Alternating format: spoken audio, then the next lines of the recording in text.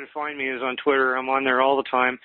It's Cutting Room MRB, I should say. So it's Cutting Room MRB on Twitter, or you can find me on Facebook. Just look for my name, Casey Ryan, and the picture's the same as it is on Twitter. Or you can find me right here on TalkShoe. But the easiest way to find me is on Twitter. And if you want to shoot me an email with feedback, good, bad, or ugly, or if you want to be on the show, then I'd be happy to entertain the idea. My email is cuttingroomfloor.mrb@gmail.com. All right. Well, I think this is a good point to wrap it up here. Mostly because nobody in my freaking house will be quiet, and I'm hoping that all this noise. It makes me feel any better. I mean, I've had color commentary from all over the place. I've had ambulances go by and dogs bark and all kinds of crazy things. Well, do you actually have? I assume that you do. Do you do when you're doing well, let's just keep it going here. Forget these people in my freaking house. Like when you do your show, like what kind of setup do you have? I mean, have you because I've thought about putting up some egg crates or something in here to kind of muffle the sound, but what do you use to record with? Do you just do it through your phone, or do you use the little TalkShoe app, or do you have a somewhat professional microphone, or how do you go about it? When I do the show myself, I actually do it by phone. I mean, I'm dialing in right now, for instance. I'm in my home office on the upper floor of our home, and, nothing fancy about it. Have you thought about maybe investing in, a little bit better equipment, or is that something that, you're thinking about doing? Or?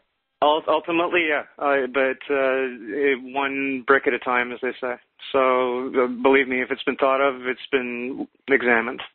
One brick at a time. You've been doing it for 3 years, buddy. You got to jump on that ball, man. Well, hey, considering I went from doing one show every 6 weeks, like you said, to 3 shows a week, right? I mean, I've got a successful day job that I very much enjoy. This has opened up a great new side interest for me. I mean, I'm really happy doing what I'm doing. Ultimately, if I can make a run at it professionally, then sure. I mean, I'm not open to that. I'm certainly open to that as a possibility. But just to give you an idea, I'm also on the board of directors for an Irish society up here, the Ireland-Canada Chamber of Commerce. That group seeks to create greater business ties between Ireland and Canada, and I've done a lot of great work with them. We got a pub quiz coming up in February, I should say. I mean, this is a lot of fun, but there's a lot of other things that I'm involved in as well. But certainly, of all my side interests, the show is the one that comes up the most. Is that what you would hope? Is that what you hope it leads to? Is that kind of the end game for you? Would you want this to become your full-time job? Is that what you're secretly hoping for, or if it's, my first loyalty is to my professional career, right? So ultimately, if there were an opportunity that came up where I could do the show full-time, I would certainly look at it. But this is let's just say that it's a hobby that I take extremely seriously. Well, I would definitely love for HorrorQuest to become my full-time job. I think it would be awesome. It's addictive, isn't it? Right? Yeah, I mean, you get all these people that come and they want to talk to you, and I mean, I had the guy recently, Doug Richardson, there that wrote Die Hard 2 and Bad Boys. I mean, that was a total fanboy show for me too. Doug's a nice guy too. So, but it is addictive, believe me. But like I said, I do have a career that I enjoy, and the show is a good, strong secondary interest, but one that I do take very seriously, and a craft that I would like to develop as much as I possibly could. Well, no, it definitely becomes I've had conversations with some of my friends, because right now I am currently unemployed, but the film festival and of course the website and all that stuff does take up time every day. It's not the equivalent of a full-time job, but there can be some days where I'll spend hours twiddling with the website or doing whatever, and it becomes the fact of where your hobby is more enjoyable than it's definitely more enjoyable than trying to find a job. It becomes the point of what's more important to you, like money or doing what you want. So But it's definitely awesome to hear. And I've actually even, during our, correspondence back and forth, I've actually, volunteered to help you with whatever you need help with. So, and I'm not beyond accepting that help either. I say, I'm talking to everybody at this point. So, maybe we can continue this discussion offline. But well, yeah, I mean, it was definitely. I think one of the last emails I sent you, it was like. I almost put it in the email, but I was like, why doesn't Casey have a website? And that's when I went online, and it came really close to buying a bunch of domain names, Cutting Room MRB or Casey Ryan or Casey Ryan's Cutting Room or whatever. I was like, nah, better not, better leave them. Yeah, I've spoken to a couple of people about that too. The website thing is something that I really want to do, but again, it's just a question of time. I've got a lot of other activities going on. I'm part of Toastmasters, which is part of it's a public speaking group that ultimately also I'll throw in a plug for them too. This is important. If you're thinking about doing podcasting and you're not used to public speaking, join Toastmasters. That's a must. That was a big thing for me. If nothing else, it'll give you a big confidence boost. You get used to speaking in front of people. You get used to thinking quickly on your feet. So join Toastmasters if you're thinking about it and you don't have any professional experience in public speaking, because they can help you out. And it's a nice, friendly, informal environment where you can just learn at your own pace. Is there any other shout-outs you'd like to give? Any shout-outs of maybe upcoming shows you're going to be doing or anything like that? Sure. I'm going to be on tomorrow at my usual time. I'm going to be on at noon tomorrow. And I'm going to be speaking with the guys from a documentary called The Stopwatch Gang, which is apparently about a bunch of prolific bank robbers that nobody's ever heard of. And they're Canadian. They've got some kind of Canadian ties, so it's part of our national heritage that we can be proud of, I guess. But I'm looking forward to speaking with them. I've got Gillian McGregor that's going to be coming on a little bit later. I've got The Hollywood Soloists. This is a show that I just found out about recently that is going to be happening in March. These are a group of guys that have performed professionally on, one of them has performed on over 1,400 different film scores, including Indiana Jones, and he's performed in the orchestra pit for the Academy Awards, and so I'm really looking forward to that too. Sounds, I might have to listen to that one, because I do enjoy some Indiana Jones.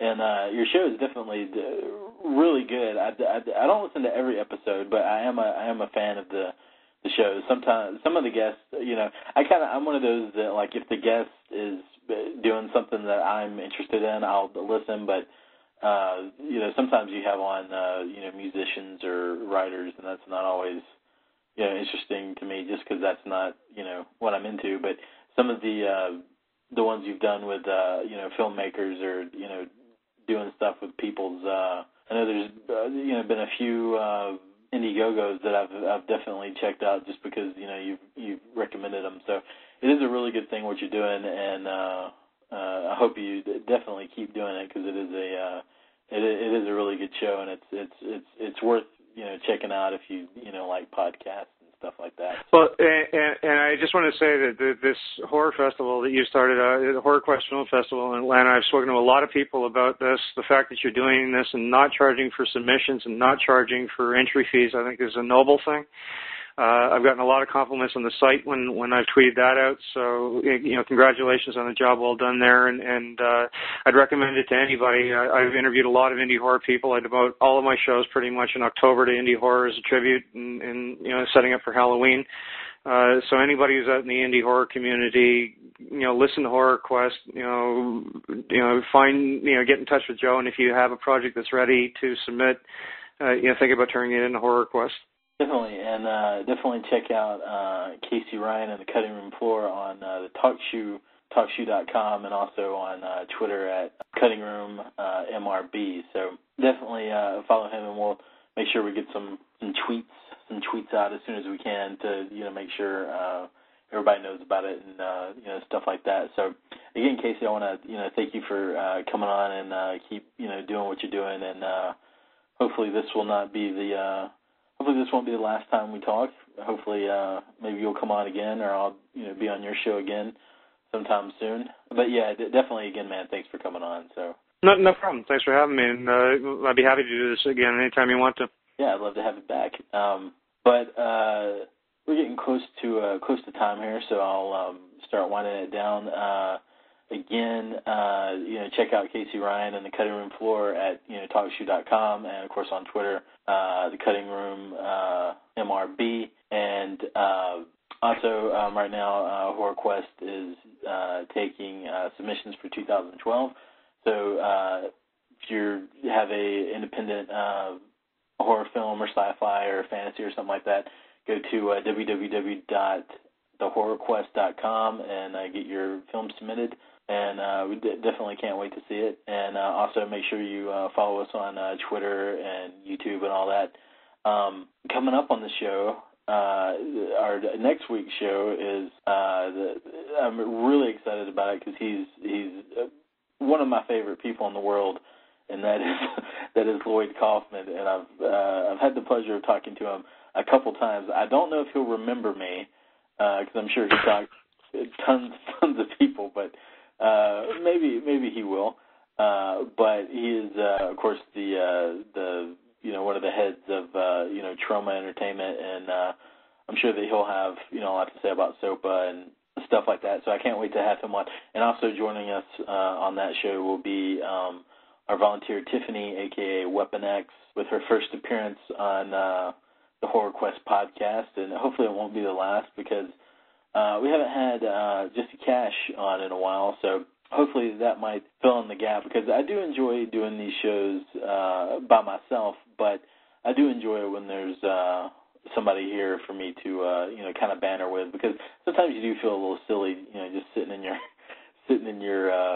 my hovel, talking to basically myself because there's nobody here. There's a computer screen and my little microphone, but there's nobody actually in here to talk to, so you do feel a little weird sometimes. But also coming up, we have Roosevelt from the TV show Movie Screams. He's going to be on. Of course, we're still getting Dennis Gubbins from the Horror Barn's Folly. He's going to be coming on hopefully within the next couple weeks. And then also the director of The Familiar. And I believe, I don't want to get his name wrong, but I believe it is Cody Zimmerman. I believe that is how you pronounce it. His name might be pronounced differently, so if I got your name wrong, please forgive me. I'll make sure I'll remedy it on the next show. But until then, guys, thanks again to Casey for coming on, and thanks for tuning in to the podcast, and I will see you on the next show. Bye.